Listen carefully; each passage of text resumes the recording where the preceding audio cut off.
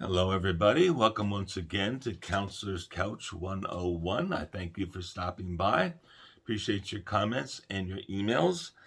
For those of you who don't know the address, it's Counselor's Couch 101 at mail.com. Mail.com. Appreciate any of your suggestions that you have. One of the things that has come up often, and it came up recently, and I think how toxic it is and how harmful it is to a marriage, right?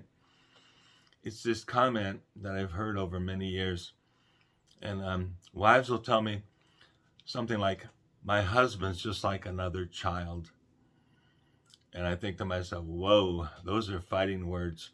How do you think your husband's going to feel if you were to say that in front of him?" And it has been done often, where wives will be standing in a group with their husband and they'll make that sort of a comment. And what's the husband supposed to do? Pick a fight right then and there, complain about the comment in front of friends? Or is he supposed to swallow it and look like less than a manly husband, right? Um, that puts a kind of a really negative sort of a feeling into that husband, and oftentimes it gets stuffed down because they don't want to look bad in front of neighbors and family and etc. But the resentment is really, really high, right? Why would a woman say, "My husband is like another child"? Often it's because the wife treats the husband like he's another child. It's not that he is. That's how she sees him. That's how she treats him. And if that's how she thinks about him, of course they're going to have some conflict in that relationship, right? And I refuse to accept the excuse, "Oh, I was just kidding," because they're not kidding. Those are the kinds of barbs that destroy families, right? Any such comment that is negative to relationship, I advise people not to utter. If you truly feel it, go talk to your partner in private, in quiet, in a safe place where you can calmly discuss the issues and find out what the remedy is for the feeling. Because when you're carrying around that attitude, you behave in that way. You treat your husband in that way, whether or not he deserves it or whether or not you really believe it or not. He feels that sting of that sort of a comment, right? So where is that coming from, right? Yes, all people have sort of childish parts to ourselves, childish emotions. I keep telling folks, it's never about the real things in life. It's not about the car. It's not about the house and the mortgage payment. It's not about the kids or the clothes or the food or anything else. It's about the emotional content of the exchange and how it pertains to the item that's being discussed, right? It's how we look at it and how we deal with it.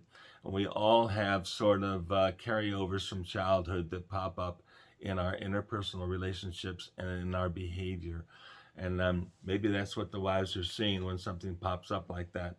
Instead of speaking to, embracing, and helping the man in that husband of yours and in that situation, if you speak down to it, you're just throwing the proverbial gas on the fire. You're making somebody feel less than, and they're not going to be as desirous of being close to you or meeting your needs for affection and intimacy, etc. Oftentimes men say, "I'm not feeling it right now. I'm not in the mood," right? Women used to say, "Not tonight, dear, I have a headache." Maybe they did have a headache, or maybe they just didn't want to be close to their husband at that point, right? Well, men are not feeling it. They don't want to be close to someone who makes them feel badly about themselves. It destroys relationships. So if you have any sort of a negative idea, thought in your head about your husband, I recommend that you don't voice it. I recommend that you take a time and go over the issues that are causing that feeling in you, right? Um, it sort of hooks in with all kinds of other stuff. I like the comment I hear from women. I hear it often. "I have to do everything," right? I know exactly where that's coming from, right? And I give you a second, especially you ladies, to think about that comment for a second. The wife says, "I have to do everything around here." Well, I believe her, right? But why? Why does the wife have to do everything? Give you a second to think of that. Why does she have to do everything? when I ask the husbands about that kind of stuff, typical thing is the wife says he never plans like a nice evening out. He never comes up with any ideas. He never does any planning and set it up and buy tickets or make reservations or whatever. He doesn't do any of that stuff. And I say to the husband, your wife seems to would enjoy an evening out and she would like you to plan it. How come you don't do that? Or I would say, do you know that that's what she wants? And the husband says, yeah, I know that's what she wants. She tells me that all the time. And I try to do it.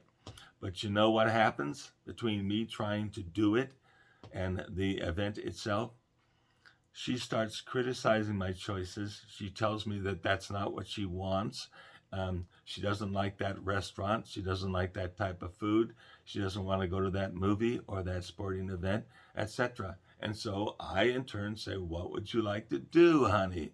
And she then tells me, and then we start going along the plans to make sure that she's happy. The husband has no problem with trying to make his wife happy.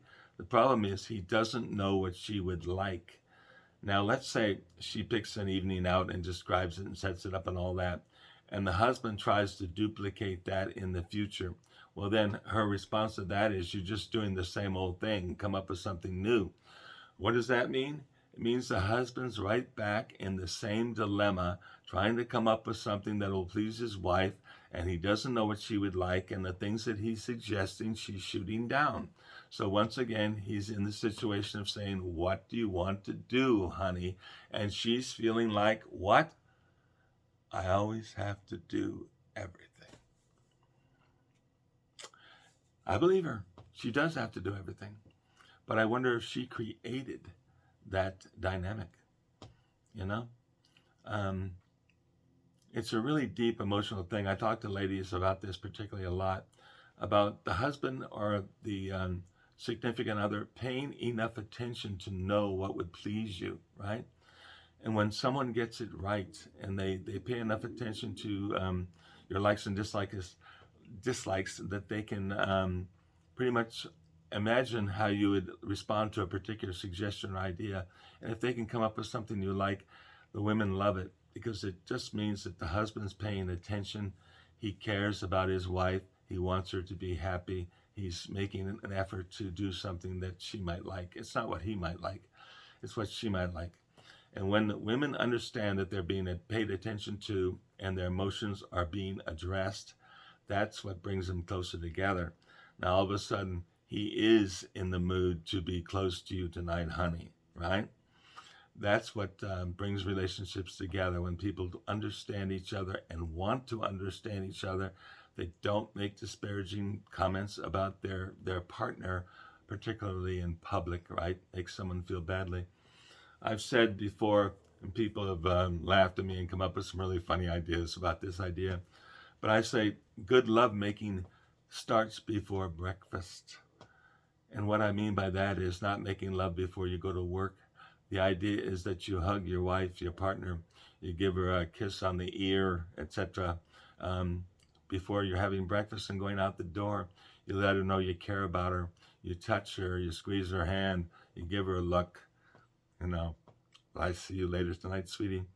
Whatever. It starts in the beginning of the day. Let her think about it all day long, right?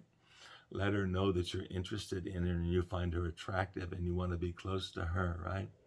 And hopefully that will bring a positive result. I hope the activities of the day don't spoil your mood or hers or anyone else's. But good lovemaking starts before breakfast. And we don't want to make our wives do everything. Always have to do everything. We don't want that. But we have to pay close attention, find out what she likes and what would please her, and let her know that we are paying attention and we do care, right? And ladies, if you really think your husband is like having another child, sit down and talk it out. That's going to be toxic. It's going to kill your relationship. I mean, if you let it grow, toxically grow, get rid of that, work it out. As soon as you have that feeling, get rid of it. Work on bringing the relationship closer together, not pushing it further apart. He's not your child. Hopefully he's your lover. Just saying. Thanks for stopping by. Let me know what you think. I look forward to talking with you next time. Have a blessed day.